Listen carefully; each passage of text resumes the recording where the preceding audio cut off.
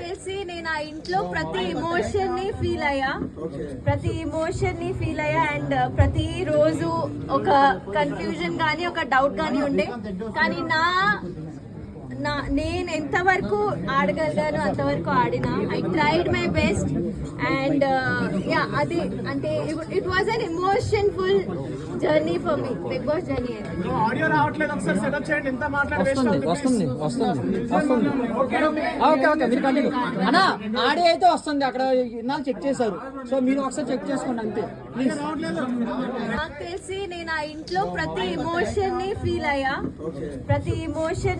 అయ్యా అండ్ ప్రతి రోజు ఒక కన్ఫ్యూజన్ గానీ ఒక డౌట్ గానీ ఉండే.